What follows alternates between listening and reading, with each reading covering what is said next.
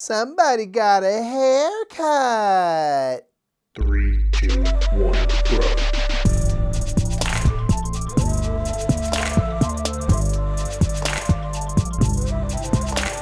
What's up, everybody? My name is Mike Murphy. I'm one half of the Brothers Murph, and this is Meta Game Minute, a weekly segment where we talk about something in board games that's on our brain cases.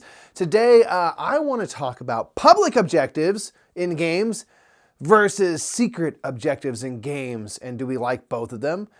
Yeah, sort of, yeah. So anyway, generally, I like games that, in addition to scoring conditions, winning conditions, and things like that, give you a little personal journey to go on, a little something that you can do for yourself to usually give yourself some extra points and things like that. So I quite enjoy when you get a little secret, a little something that you're going for that not anyone really necessarily knows that you're going for. They might be able to deduce it based on what you're doing and why you're going over there so much and why do you want these things.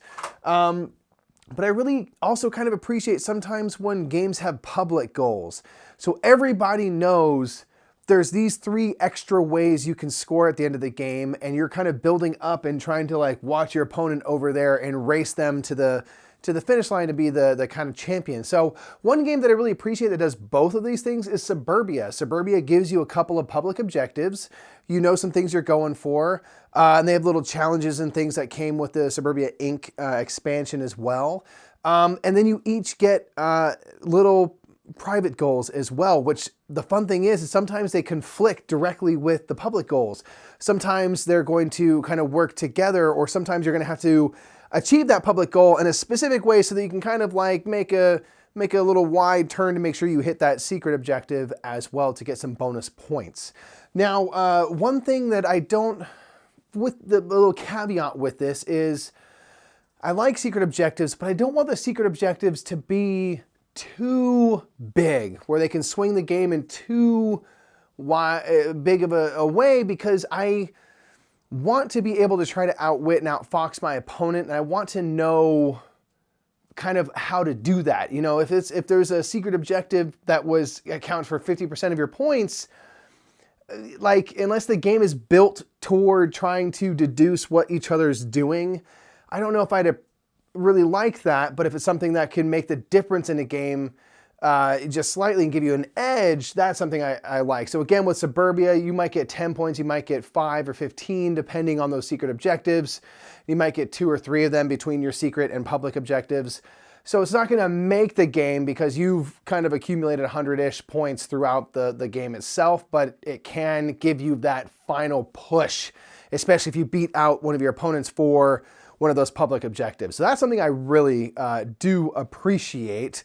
Another thing that's kind of interesting are the way Terraforming Mars does their sort of objectives and the way they have awards and milestones. So milestones it's a bit of a race. The first person to get A gets this thing. If you get 3 greenery tiles before other people, you get to throw down some money and claim a milestone for 5 points.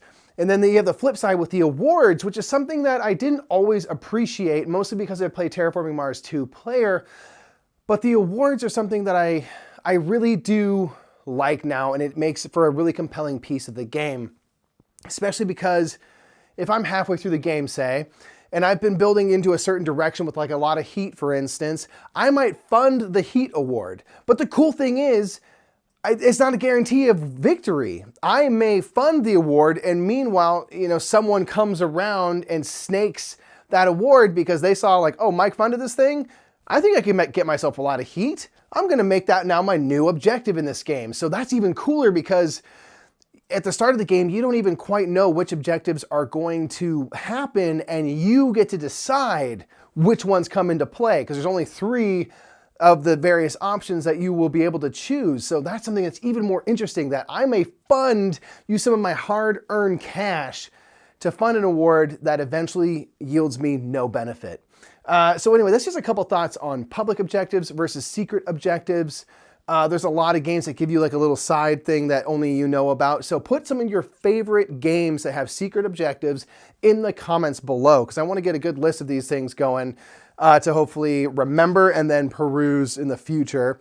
And do you like public objectives? Do you like secret objectives? Do you prefer one over the other, or do you think there's room enough for both? Put all that in the comments below. I want to get your thoughts around this topic, because I think it's a cool way to just give a little added intrigue and flavor to a game. I think it's a really slick way to do it. Again, so long as it doesn't make it too big of a piece of the game. That's just my preference. Let me know your preferences in those comments below.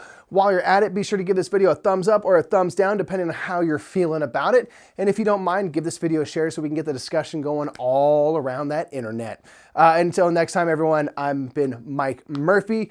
And just remember that whether or not you like to keep your objectives close to the vest or you put them out there on Front Street for everyone to see, the more meta, the more better.